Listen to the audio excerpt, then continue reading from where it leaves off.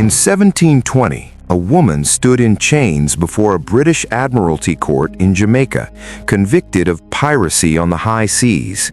Her sentence was death by hanging. But she never hanged. Instead, she said two words that would save her life and erase her from history. "I'm pregnant."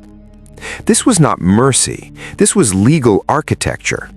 Under British law, an unborn child could not be executed for its mother's crimes, so the courts waited.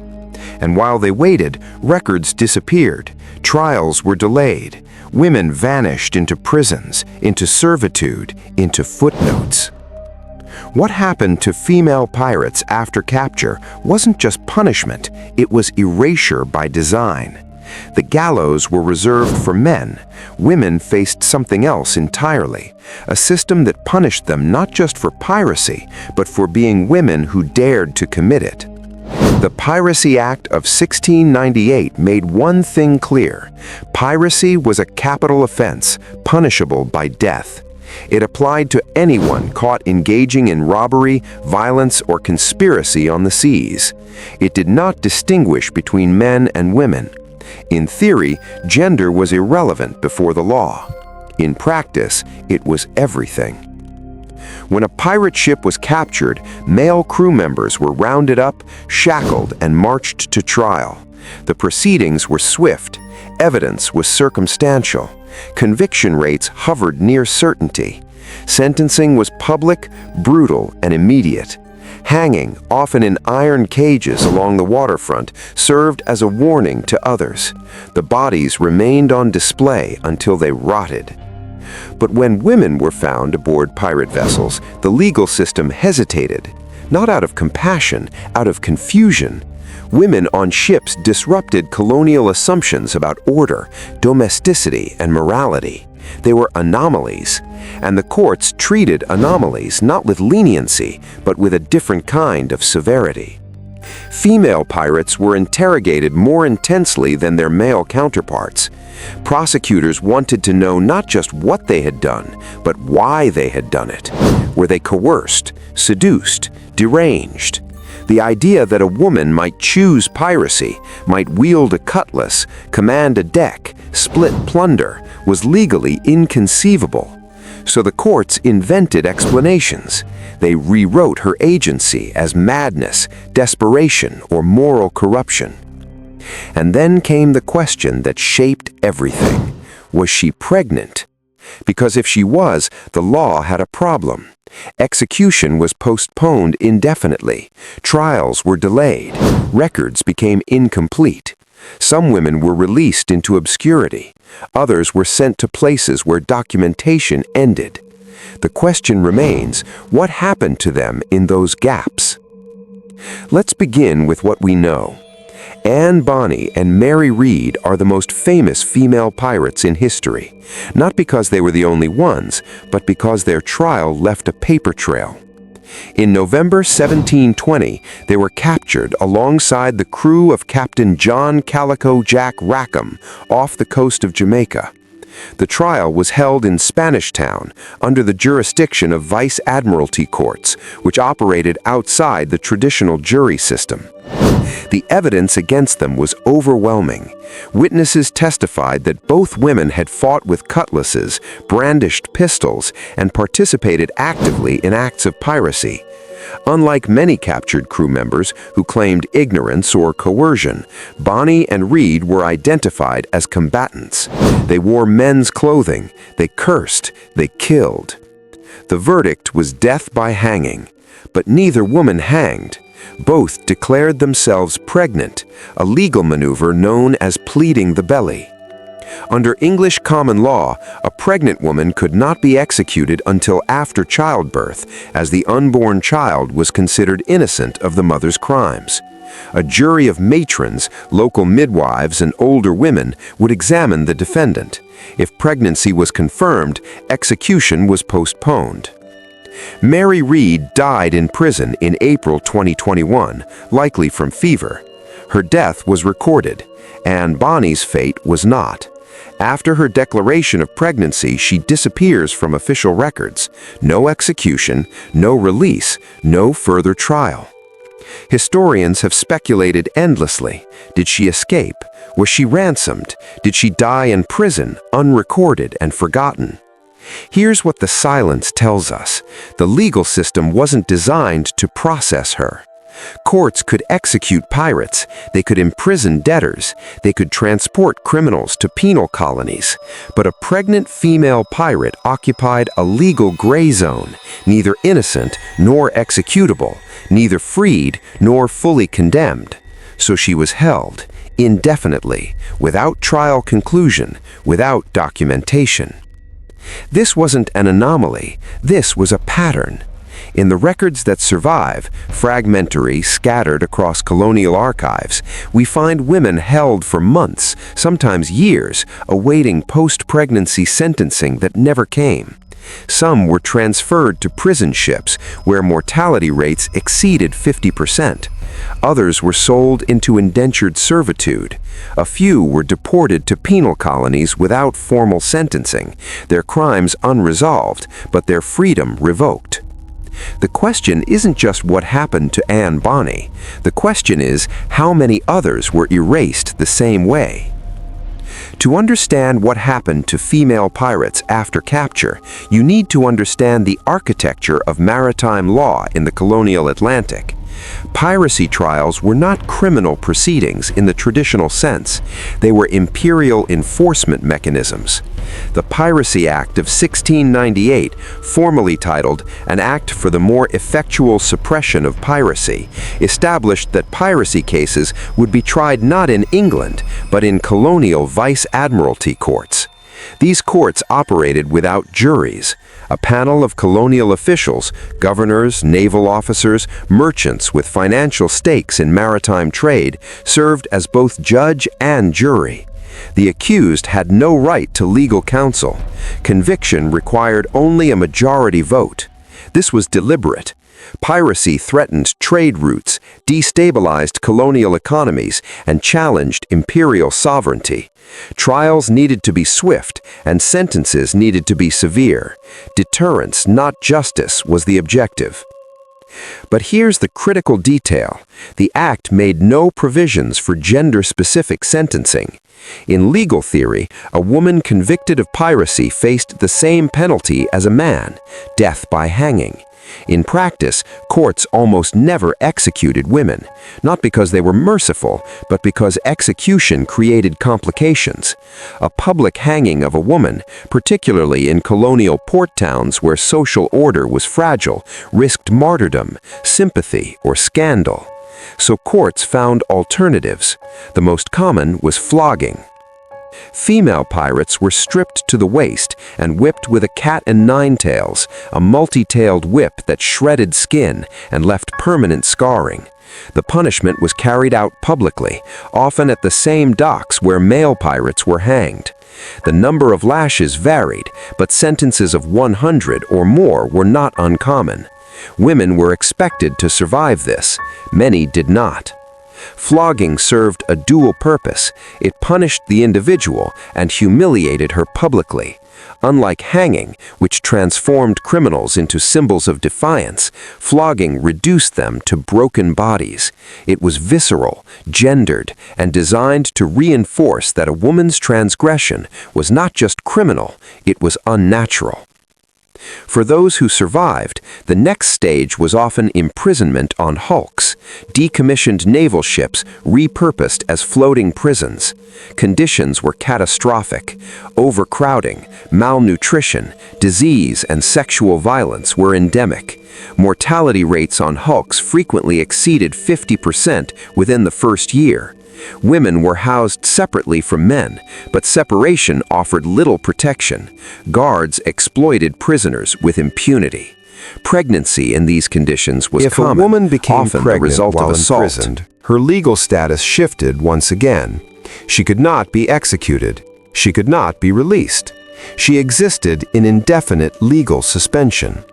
Some women gave birth in chains. Some died in childbirth. The children, if they survived, were often taken and placed in workhouses or sold into apprenticeships. Records from the early 18th century reveal cases where women remained imprisoned for 5, 6, even 10 years without formal sentencing. Their trials had concluded, their guilt was established, but the machinery of punishment had no clear endpoint for them. And then there was transportation. Beginning in the 1710s, Britain began sentencing convicted criminals to forced labor in American and Caribbean colonies. Officially, this was called transportation. In practice, it was indentured servitude backed by state violence. Transported prisoners were sold to plantation owners, merchants, or ship captains. They had no legal recourse. Contracts typically lasted 7 to 14 years, though survival rates made completion unlikely. Female pirates were occasionally transported, but their records are nearly impossible to trace. Unlike male convicts, whose labor was valuable in industries like logging or shipbuilding, women were assigned to domestic roles, laundresses, cooks, field workers. They disappeared into colonial households and plantations, their identities subsumed into servitude. Mary Critchett is one of the few whose story survives. Captured in 1729 aboard a pirate sloop off the Carolina coast, she was convicted of piracy and sentenced to transportation. She was shipped to Virginia and sold to a tobacco planter. 17 years later, a colonial newspaper mentioned her death in a brief obituary, identifying her only as a transported woman once notorious. No trial records, no follow-up documentation, just a single line confirming she had existed, and then she hadn't. This is what systemic erasure looks like. The courts didn't need to execute female pirates, they just needed to remove them from the narrative. Flogging, imprisonment, transportation, these methods ensured that women who transgressed the boundaries of gender and law were punished, broken, and forgotten. The gallows were reserved for men because male pirates could be turned into symbols, warnings hung in cages along the Thames, displayed until their bones fell into the river. Women couldn't be allowed that kind of visibility. Their punishment had to be quieter. So they were made invisible. There's a deeper mechanism at work here, one that goes beyond law and punishment. It's ideological. In the 17th and 18th centuries, the colonial world was structured by rigid categories: civilized versus savage, Christian versus heathen, male versus female. These categories weren't just social, they were legal, economic, and moral frameworks. A woman aboard a pirate ship violated all three. She abandoned domesticity, embraced violence, and operated outside male authority. She became categorically unintelligible. And the legal system responded by pathologizing her. Look at the trial records that survive. When male pirates were prosecuted, the focus was on their actions, what ships they attacked, what goods they stole, whom they killed. When women were prosecuted, the focus shifted to their motivations and mental states. Prosecutors asked, why would a woman do this? The implicit assumption was that piracy for a woman required explanation. For a man, it was simply greed or rebellion. For a woman, it had to be madness, seduction, or desperation. This framing had legal consequences. If a woman could be proven to have been coerced, forced aboard a ship, threatened into compliance, she might be acquitted or given a reduced sentence.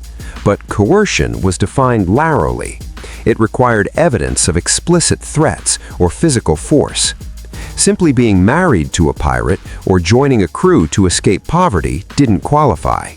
A woman who chose piracy, who demonstrated agency and skill, was denied the defense of coercion precisely because she had acted with intention. So the courts created a catch-22. If you were competent, you were guilty. If you were incompetent, you were coerced. But coerced pirates weren't real pirates, and real pirates couldn't be women. Therefore, competent female pirates didn't legally exist, except as anomalies requiring punishment beyond the standard frameworks. Consider the case of Mary Read more closely. At her trial, witnesses testified that she had fought more fiercely than many of the male crew members.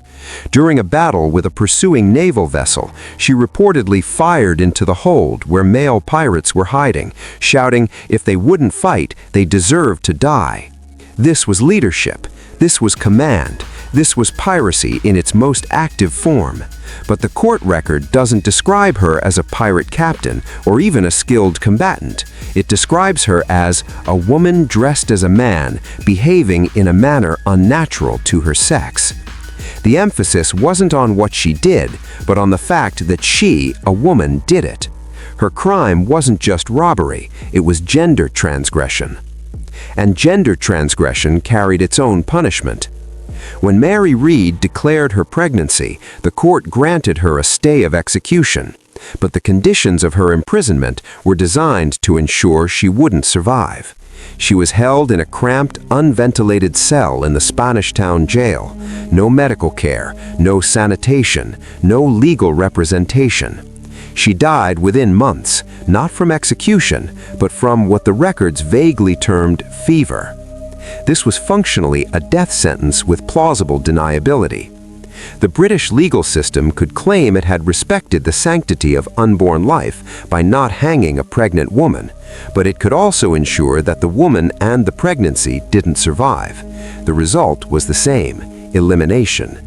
The method was just indirect enough to maintain legal respectability. And Bonny's disappearance follows a similar logic. After pleading pregnancy, she was removed from the public trial record. Some historians speculate that her wealthy father ransomed her. Others suggest she died in prison, unrecorded. A few believe she was transported under a false name. But here's the thing: all three theories assume the same underlying truth. Mary Bonny, as a legal and historical subject, ceased to exist after her pregnancy declaration. She was no longer a person with a documented fate. She became a gap in the archive. And gaps are not accidents. They are structural features of colonial record-keeping. Certain lives were worth documenting, male pirates, especially those who could serve as examples. Certain lives were not, women, enslaved people, indigenous captives, anyone whose existence complicated imperial narratives of order and control. Female pirates complicated those narratives in a specific way. They demonstrated that women could operate outside male authority, could wield violence effectively, could command respect and fear. This was intolerable, not because it was criminal, but because it was destabilizing. So the system didn't just punish them, it erased them. Flogging left scars, but scars fade. Prison ships sank or were decommissioned, their logs lost. Transported convicts were absorbed into plantation systems that kept minimal records. And pregnancies, whether real, feigned, or coerced, created legal delays that resulted in indefinite detention, death by neglect, or release without documentation. In every case, the outcome was the same: disappearance. But disappearance isn't silence, it's active suppression. Think about what it takes to erase someone from history. You need gaps in the trial records. You need deaths attributed to vague causes like fever or natural decay. You need transportation logs that don't specify destinations. You need prison manifests that end mid-sentence. You need a bureaucratic infrastructure that treats certain lives as unworthy of documentation. The British Empire had exactly that. And it used it systematically to remove female pirates from the historical record, not because they were insignificant, but because they were too significant. They threatened foundational myths about femininity, about imperial order, about who was capable of violence and resistance. So when we ask, what happened to female pirates after capture, we're not just asking about trials and sentences. We're asking, how does a legal system eliminate people it cannot categorize? How does an empire punish transgressions it cannot name? The answer is slowly, quietly, completely. But here's what we've been avoiding. The pregnancy defense, the legal maneuver that saved Anne Bonny and Mary Read from immediate execution, wasn't a loophole, it was bait. Think about what it required. A woman had to declare in open court that she was pregnant. This triggered a medical examination by a jury of matrons, older women, often midwives, selected by the court. These exams were invasive, non-consensual, and conducted under the assumption that the woman might be lying. False claims of pregnancy were common enough that courts developed procedures to verify them. But here's the thing, whether the pregnancy was real or not didn't ultimately matter. If the woman was pregnant, execution was delayed indefinitely. She remained in prison in legal limbo until she gave birth, at which point she could theoretically be resentenced. But resentencing rarely happened. Most women either died in custody or were quietly released without documentation. Their pregnancies bought them time, but that time was spent in conditions designed to kill them. If the woman was not pregnant, or if the jury of matrons declared the pregnancy invalid, the execution proceeded. But now the woman had also been publicly humiliated, examined, and exposed. The pregnancy defense carried the risk of additional punishment for deception. So why did women use it? Because the alternative was certain death. The gallows were public, brutal, and immediate. Pregnancy, even false pregnancy, offered a chance, however slim, of survival. It was a gamble made under duress in a system that offered no real options. And the system knew this. Courts could have simply abolished the pregnancy exemption. They could have executed pregnant women and justified it legally. After all, piracy was a capital crime, and the law made no explicit gender distinctions.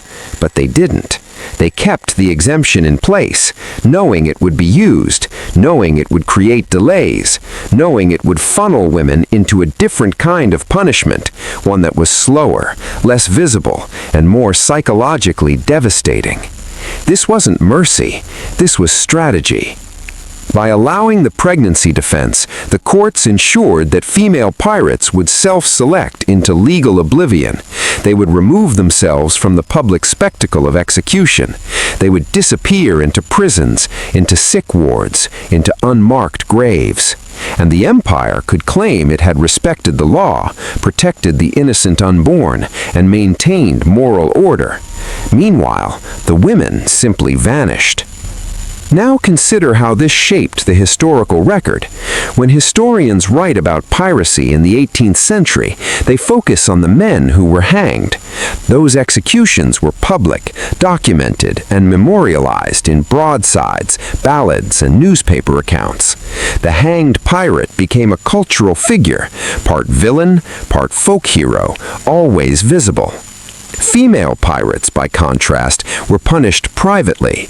Their trials were shorter, their sentences were vague, their deaths were unrecorded or attributed to disease. They didn't become symbols because they weren't allowed to be symbols. The system actively prevented their stories from circulating. And so we're left with Anne Bonny and Mary Read, two women whose trials happened to be documented because they were tried alongside a famous male captain. Without Calico Jack Rackham, we wouldn't know their names. Without the trial records preserved in the British National Archives, we wouldn't know they existed. But they weren't the only ones. Fragmentary records suggest dozens, possibly hundreds of women were captured aboard pirate ships during the 17th and 18th centuries. Most were never named in official documents. They appear in trial records as a woman, name unknown, or a female prisoner, origins uncertain. They were questioned, detained, and processed, and then they disappeared from the archive. This is what systemic erasure looks like at scale. It's not dramatic, it's not a conspiracy, it's just bureaucratic neglect applied selectively to people the system doesn't want to remember. And it worked. For centuries, the dominant narrative of piracy excluded women almost entirely. When women were mentioned, they were footnotes, curiosities, anomalies, exceptions to the rule. Historians treated Anne Bonny and Mary Read as outliers, as rare examples of women who briefly entered a male world and were swiftly removed from it. But what if they weren't outliers? What if they were simply the only ones whose erasure was incomplete? What if the real story of female pirates isn't about the few who were documented, but about the many who were systematically removed from history? Go back to the beginning. A woman stands in chains. She's convicted of piracy. Her sentence is death. She says, "I'm pregnant," and then she disappears.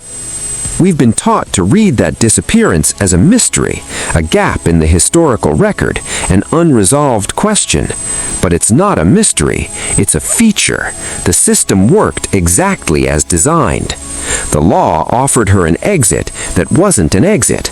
The pregnancy defense didn't save her, it relocated her punishment to a space where it didn't have to be documented, where her life could be erased without spectacle, without martyrdom, without memory.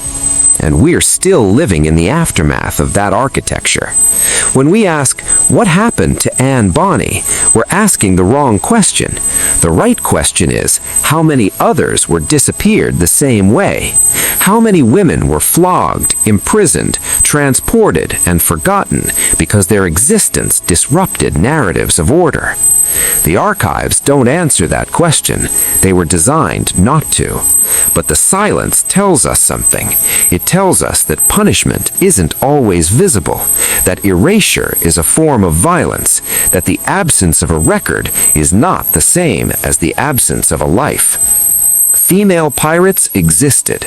They fought, they commanded, they chose violence, rebellion, and freedom, however brief. And when they were captured, the empire didn't just execute them, they made sure they couldn't be remembered. So the next time you hear about Anne Bonny and Mary Read, don't think of them as exceptions. Think of them as the only two who left a trace. And then ask yourself, how many others are still buried in the silence?